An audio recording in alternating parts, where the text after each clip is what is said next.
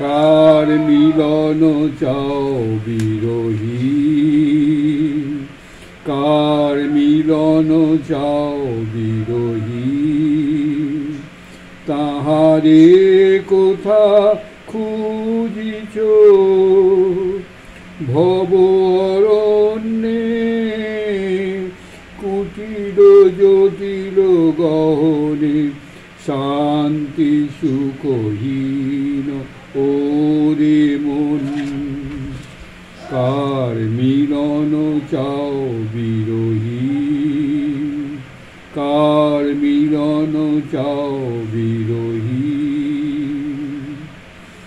দেখো দেখো রে চিত্ত কমলে, দেখো দেখো রে চিত্ত কমলে, চরণ পদরাজি হায়, চরণ পদরাজি হায়, অমৃত জ্যোতি কিবা সুন্দর, অমৃত জ্যোতি কিবা সুন্দর ওরে মন।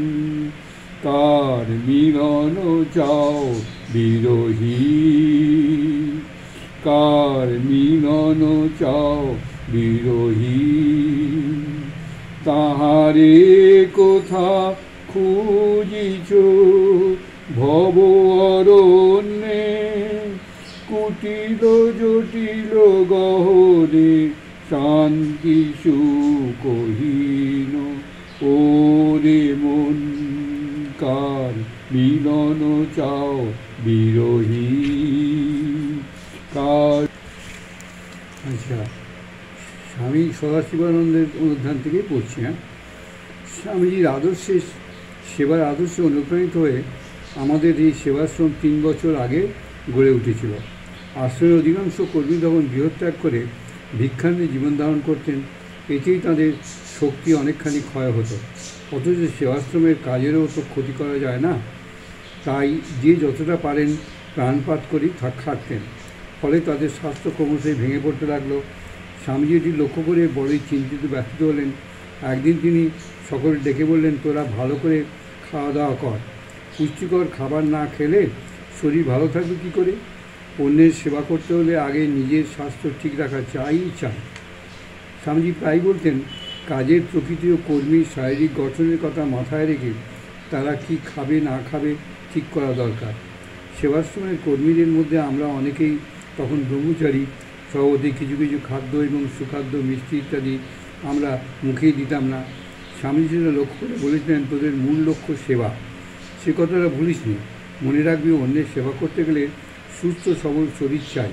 প্রকৃত কর্মী ও কর্মযোগী, তাকে খাদ্যাখাদ্যের বাদ বিচার করতে হয় না। ব্যক্তিগত সংস্কারের মূল্য তার কাছে সামান্যই।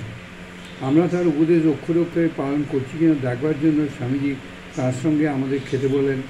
মুশকিল হলো এই, আমরা কেউ কেউ তখন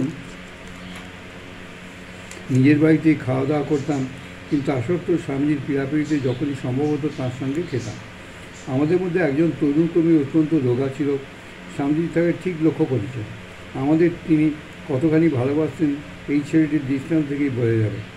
ছেলেটি বাংলাদেশের এক সুদূর গ্রামাঞ্চল থেকে কাশিতে এসে সেখানেই থেকে যেতে বাধ্য হয় এবং নিতান্ত প্রয়োজনের খাতিরেই সেবাশ্রমের কর্মী হিসেবে যোগ দেয়।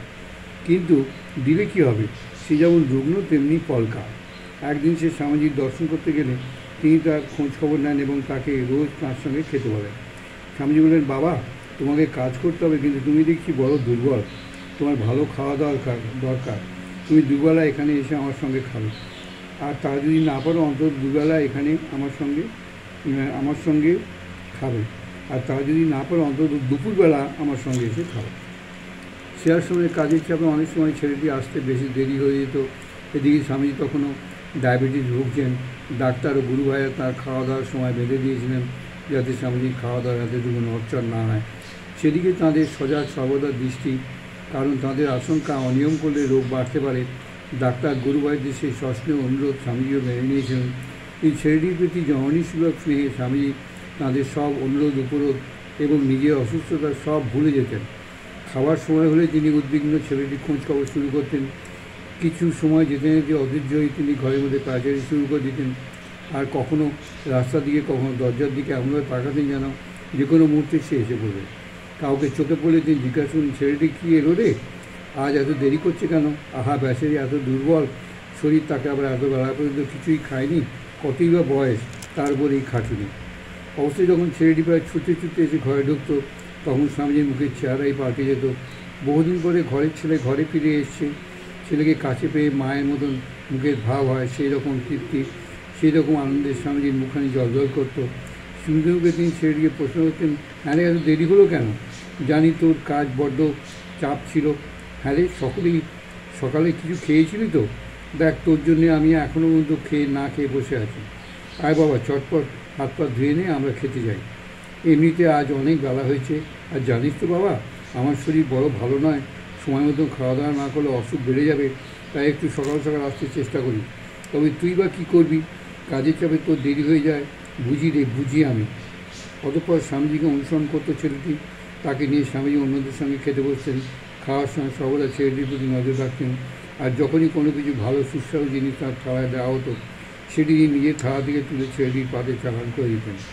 স্বামীজির সঙ্গে অন্যান্য যারা খেতেন তারা দেখতেন স্বামীজি নিজে প্রায় কিছুই খাচ্ছেন না, অনুস্নেহে শুধু ছেলেটিকে খাওয়া দেখছে। তখন তারা কখনো স্বামীজিকে অনুনয় করে বলতেন, স্বামীজি আপনি তো আজ কিছুই মুখে দিচ্ছেন না, একটু কিছু অন্তত খান। কিন্তু কে কার কথা শোনে? স্বামী নিজের কথা তখন বেমালুম ভুলে গেছেন। ভুলবেন না, তিনি যে তখন তার প্রাণের গোপালকে খাওয়াচ্ছেন। একদিন সন্ধ্যেবেলা স্বামীজি একটি ছোটো খাটে বসে আছেন, স্বামী শিবানন্দ আরেকটিতে। দুজনের মধ্যে রঙ্গরসিকতা হচ্ছে। ঘরে আরও কয়েকজন ভদ্রলোক উপস্থিত, তারা নীরবে এই কৌতুক উপভোগ করছেন। খুশিতে দগ্ধ স্বামীজি সরল নিটল বাল্যকম মুখখানিতে যেন দেবদূতের শ্রী ফুটে উঠেছে। উদ্বেগ আনন্দ কৌতুক তার চোখ দিয়ে ঠিকরে বেরিয়ে আসছে, তরঙ্গকারে সারা ঘরের মধ্যে যেন ছড়িয়ে পড়েছে। স্বামী শিবানন্দকে উদ্দেশ্য করে স্বামী বলছেন, কী বলেন মহাপুরুষ, তাহলে আপনার মতে আমি হচ্ছি শুক্রাচার্য, দৈত্যদের গুরু, কি তাই না? বলুন, আপনি তো তাই বলতে চাইছেন, ঠিক কি না? এই বলে স্বামীজি আবার হাসতে ফেটে পড়লেন। ক্রমে তার হাসির মাত্রা এমন বাড়তে লাগলো, আওয়াজও তেমনি চড়তে লাগলো। তার সঙ্গে এবার তিনি শুরু করলেন নানা মুখভঙ্গি। মনে হলো একটা আনন্দের ঢেউ যেন সমস্ত ঘরটাকে তোলপাড় করে দিচ্ছে। যুগবৎ বিশ্বাস শ্রদ্ধার অভিভূত হয়ে আমরা স্বামীজির সেই আনন্দময় মূর্তির দিকে তাকিয়ে রইলাম। কোনো কারণে স্বামীজির একটি চোখের স্নায়ু কমজোরি হয়ে পড়ায় তার তখন দেখতে কিছুটা অসুবিধা হতো। এই কারণে একচক্ষু বিশিষ্ট শুক্রাচার্যের বৌমা। আবার শুক্রাচার্য যেমন দৈত্যদের গুরু ছিলেন, স্বামীজিও বিদেশে ধর্মচার করে বিদেশিদের চালা হিসেবে গ্রহণ করেছেন। যাই হোক, স্বামী বিশ্বনানন্দ আগে তা তো বটেই, তাতে আর সন্দেহ কী, এই বলে স্বামীজির খুশি মেজাজটাকে আরও ঊর্ধ্বে উস্কে দিচ্ছিলেন। ফলে ঘরে যেন ফুর্তির পড়া ছুটছিল। হাসি জিনিসটা ছোঁয়াছে, তাই স্বামীজির হাসি থেকে আমরাও মেতে উঠলাম। তার হাসির সোনার কাঠির ছোঁয়া আমাদের অন্তর্ক আনন্দের দোলায় দুলিয়ে দিল। আমরাও যেন কিছু অমৃতরসে নিষিক্ত হলাম। সাধারণত আমরা ভাবি যারা ধর্মপথে চলেন, ধূলিধূসরত মলিন চেহারা, চোখে কালিপড়া বিষণ্ণতা এবং চিমসে শরীর, এই তিনটে বিভূতি তাদের থাকবেই থাকবে।